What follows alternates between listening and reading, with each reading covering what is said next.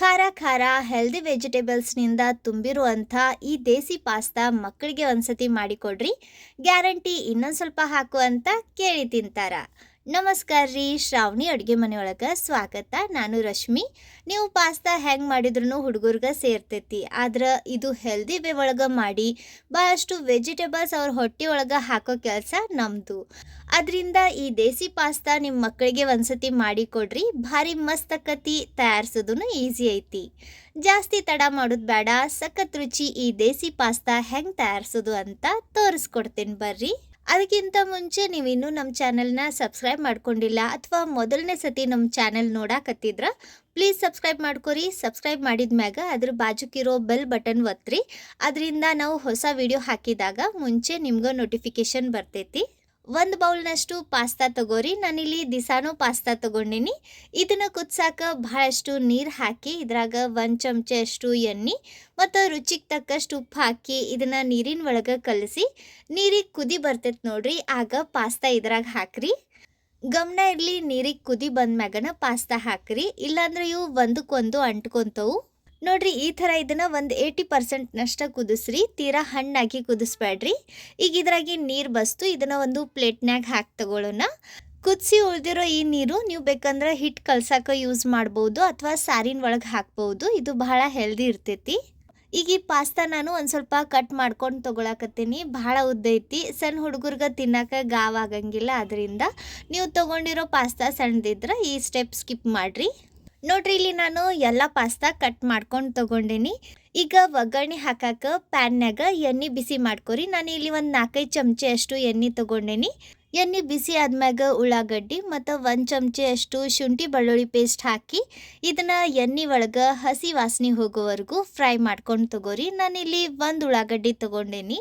Low to medium ಫ್ಲೇಮ್ನಾಗ ಈ ರೀತಿ ಇವನ್ನ ಒಂದು ಅರ್ಧ ನಿಮಿಷ ಬೇಯಿಸಿ ತೊಗೊಂಡ್ಮ್ಯಾಗ ಈಗ ಇದ್ರಾಗ ಸಣ್ಣಕ್ಕೆ ಹೆಚ್ಚಿರೋ ಗಜ್ರಿ, ಸಣ್ಣಕ್ಕೆ ಹೆಚ್ಚಿರೋ ಡೊಣ್ ಮೆಣಸಿನ್ಕಾಯಿ ಅಂದ್ರೆ ಕ್ಯಾಪ್ಸಿಕಮ್, ಒಂದು 3-4 ಬೀನ್ಸ್ ಮತ್ತು ನನ್ನ ಕಡೆ ಇಲ್ಲಿ ಹಸಿ ವಟಾಣಿ ಇದ್ವು, ಇವನ್ನ ಹಾಕಾಕತ್ತೀನಿ. ಅವೈಲೇಬಲ್ ಇದ್ರೆ ಹಾಕ್ರಿ, ಇಲ್ಲಾಂದ್ರೆ ಸ್ಕಿಪ್ ಮಾಡಿರಿ. ಅದರ ವಟಾಣಿ ಹಾಕಿದ್ರೆ ಸಣ್ಣ ಹುಡುಗರಿಗೆ ಇದು ಭಾಳ ಸೇರ್ತೈತಿ. ಈಗ ಹೆಂಗೂ ಚಳಿಗಾಲ ಐತಿ, ಇದ್ರ ಸೀಸನ್ನು ಐತಿ, ಇದ್ರ ಖಂಡಿತ ಹಾಕ್ರಿ. ರುಚಿಗೆ ತಕ್ಕಷ್ಟು ಉಪ್ಪು ಹಾಕಿ ಇವನ್ನ ಮೀಡಿಯಮ್ ಫ್ಲೇಮ್ನಾಗನ ಒಂದು ಸ್ವಲ್ಪ ಹೊತ್ತು ಬೇಯಿಸಿ ತಗೊಳ್ಳೋಣ. ಇವನ್ನ ಹಸಿ ಉಳಿಸ್ಬೇಡ್ರಿ. ಸಣ್ಣ ಹುಡುಗರು ಪಾಸ್ತಾ ತಿನ್ಬೇಕಾದ್ರೆ ಈ ವೆಜಿಟೇಬಲ್ಸ್ನ ಹಂಗೆ ಸೈಡ್ ತೆಗೆದಿಟ್ಟು ಬಿಡ್ತಾರೆ. ಇವು ಚಂದಾಗ ಹಣ್ಣಾಗ ಬೆಂದಿದ್ರೆ ತಿಂತಾರ. ನೋಡ್ರಿ, ಈ ರೀತಿ ಇವನ್ನ ಒಂದು 80%ನಷ್ಟು ಬೇಯಿಸಿದ ಮ್ಯಾಗ ನಾನಿಲ್ಲಿ ಒಂದು 2 ಟೊಮ್ಯಾಟೊ ಗ್ರೈಂಡ್ ಮಾಡಿದ್ದೆ, ಇವನ್ನ ಹಾಕಾಕತ್ತೀನಿ. ಮಿಕ್ಸಿ ಜಾರ್ನಾಗ ಒಂದು ಸ್ವಲ್ಪ ಪೇಸ್ಟ್ ಉಳಿದಿರ್ತೈತಿ, ಇದನ್ನು ಹಿಂಗೆ ತೆಗೆದಿಡ್ರಿ. ಆಮ್ಯಾಗ ಇದ್ರಾಗ ನೀರು ಹಾಕಿ ಯೂಸ್ ಮಾಡೋಣ. ಈಗ ಟೊಮ್ಯಾಟೊ ಹಸಿ ವಾಸನೆ ಹೋಗೋವರೆಗೂ ಇದನ್ನು ಬೇಯಿಸಿ ತಗೊಳ್ಳೋಣ. ಗ್ಯಾಸ್ ಮೀಡಿಯಮ್ ಫ್ಲೇಮ್ನಾಗನೇ ಇಟ್ಟು ಇದನ್ನು ಈ ರೀತಿ ಕಾಡಿಸ್ತಾನೆ ಟೊಮ್ಯಾಟೊ ಹಸಿ ವಾಸನೆ ಹೋಗೋವರೆಗೂ ಫ್ರೈ ಮಾಡ್ಕೊಂಡು ತಗೋರಿ. ನೋಡ್ರಿ, ಟೊಮ್ಯಾಟೊ ಬೆಂದು ಈ ರೀತಿ ಇದು ಒಂದು ಸ್ವಲ್ಪ ಗಟ್ಟಿ ಆದ್ಮ್ಯಾಗ ಇದ್ರಾಗ ನಾವು ಕುದಿಸಿರೋ ಪಾಸ್ತಾ ಏನಿತ್ತಲ್ಲ ಅದ್ರ ನೀರು ಉಳಿದಿತ್ತು, ಅದನ್ನು ಮಿಕ್ಸಿ ಜಾರ್ ಒಳಗೆ ಹಾಕಿ ಆ ನೀರು ಇದ್ರಾಗ ಹಾಕ್ರಿ. ನಿಮ್ಗೆ ಇದು ತೆಳ್ಳಗೆ ಬೇಕು ಅಂದ್ರೆ ಇನ್ನೊಂದು ಸ್ವಲ್ಪ ನೀರು ಆ್ಯಡ್ ಮಾಡಿರಿ. ನಾನು ಇದನ್ನು ಒಂದು ಸ್ವಲ್ಪ ಗಟ್ಟಿ ಮಾಡಾಕತ್ತೀನಿ. ಇದ ನೀರಿನ ಒಳಗೆ ಈ ವೆಜಿಟೇಬಲ್ಸ್ ಇನ್ನೂ ಹಣ್ಣಾಗಿ ಕುದೀತವು. ಮೀಡಿಯಮ್ ಫ್ಲೇಮ್ನಾಗನ ಇದನ್ನು ಇನ್ನೊಂದು ಸ್ವಲ್ಪ ಗಟ್ಟಿ ಆಗೋವರೆಗೂ ಬೇಯಿಸಿ ತಗೊಳ್ಳೋಣ. ನೋಡ್ರಿ, ಈ ರೀತಿ ಇದು ಗಟ್ಟಿ ಆದ್ಮ್ಯಾಗ ಈಗ ಇದ್ರಾಗ ಒಣ ಮೆಣಸಿನ್ಕಾಯಿ ಪುಡಿ ಅಂದ್ರೆ ನಾವು ಖಾರದ ಪುಡಿ ಅಂತೇವೆ ನೋಡ್ರಿ, ಅದನ್ನು ಹಾಕ್ರಿ. ಒಂದು ಸ್ವಲ್ಪ ಅರಿಶಿನ, ಖಾರ ನಿಮ್ಗೆ ಎಷ್ಟು ಬೇಕು ಅದನ್ನು ನೋಡ್ಕೊಂಡು ಹಾಕ್ರಿ. ನಾನಿಲ್ಲಿ 1 ಚಮಚ ಅಷ್ಟು ಹಾಕೇನಿ.